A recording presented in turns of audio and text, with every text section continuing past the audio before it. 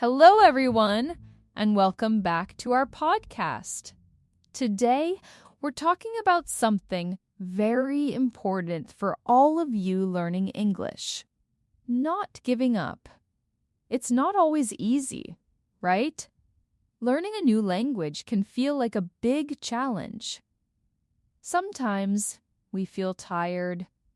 Sometimes we feel a little sad. But today, we want to talk about why it's so important to keep going. That's so true, teacher. I know many students feel this way. I often feel this way myself. It's hard. Exactly, Anna. And that's okay. It's normal to feel that way. Today, we want to share some ideas to help you stay strong and continue your English journey. Before we start, I want to ask all our listeners, what makes you want to give up when learning English? Think about it, and maybe you can share your thoughts with us later. Oh, that's a good question. For me, sometimes it's when I study a lot, but I still make the same mistakes, or I feel like I'm not learning fast enough. I see other people speaking very well, and I feel, oh, I'm so slow. It's very frustrating, you know? I understand completely, Anna. What you feel is very common. Many learners feel exactly like you. It's like you're climbing a mountain, and sometimes the path is steep, and you look up and think, will I ever reach the top? But the important thing is that you are climbing. Every small step is progress, even if it feels slow. Yes, but sometimes the steps are so small I don't even see them. I practice speaking, and I still can't say everything I want. I read, and I still need to stop for many words. It makes me feel like my effort is not enough. That's the key, Anna. Effort, not perfection. Learning English or anything new is a marathon, not a sprint. It takes time, patience, and many small efforts. And guess what? Mistakes are not bad. They are good. They are your friends. My friends. But mistakes make me feel shy. I don't want to speak in class because I worry about making mistakes.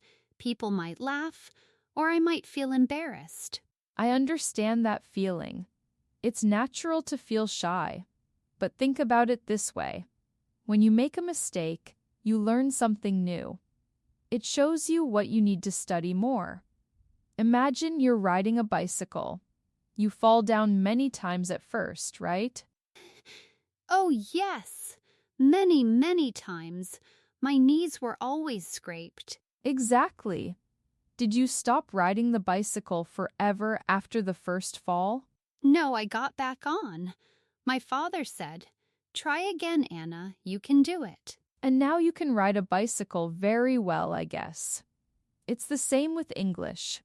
Every fall is a mistake, but every time you get back on, you learn a little more about balance. You learn what not to do next time. So, mistakes are lessons. They show you where to improve. Failure is not the end. It's part of the journey. I never thought about it like that. So when I say I have went instead of I have gone, it's not a failure. It's just a chance to learn gone better? Exactly. It means your brain is working. It's trying to make connections.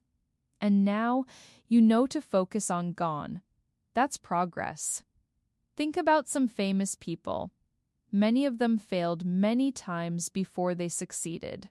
Do you know Thomas Edison? Oh, yes.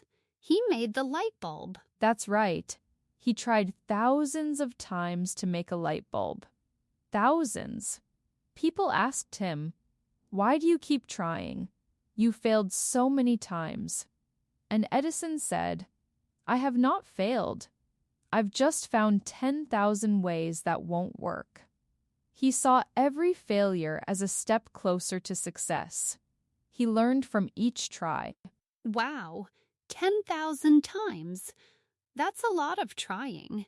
If he gave up after, say, 100 times, we wouldn't have light bulbs today. That's the power of not giving up. Let's think about Michael Jordan, the famous basketball player. Many people think he was just born great. But did you know he was cut from his high school basketball team? Cut means they didn't want him on the team. No way! The best player ever? Yes, he went home and cried. But he didn't stop. He practiced harder than anyone. He used that moment to push himself more. And look what happened. He became one of the greatest. So for English, if I don't understand something in class, I should study it more at home, not just feel sad. Exactly. Let's take J.K. Rowling. She wrote the Harry Potter books. Do you know how many times her book was rejected by publishers? 12 times. 12 different companies said no to her book before one said yes.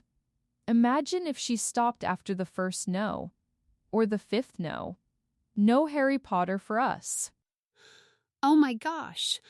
I love Harry Potter. So many rejections. This is making me think differently.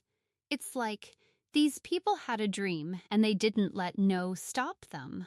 Exactly. One more story. Nick Vujicic. He was born without arms and legs. Can you imagine that challenge?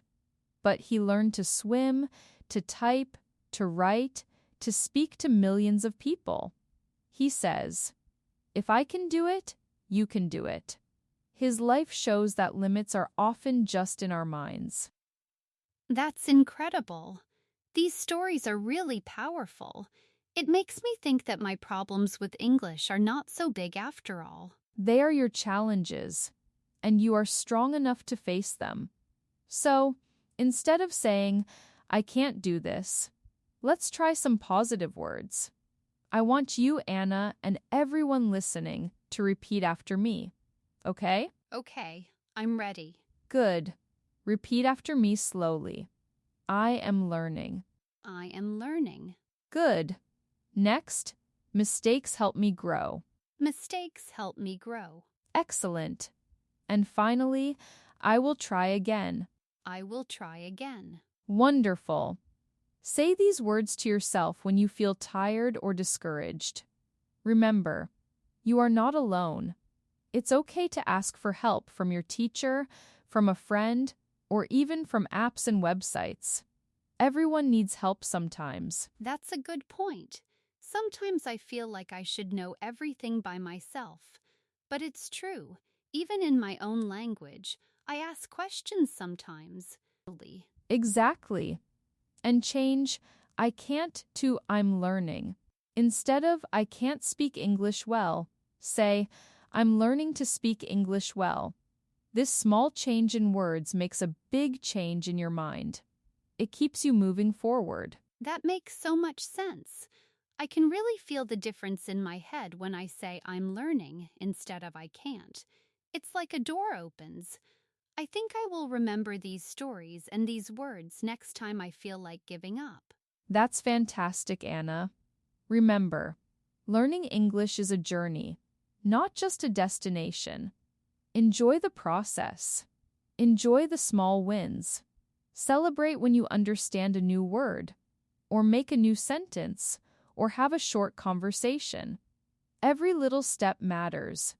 Consistency is more important than speed. Consistency over speed. I like that.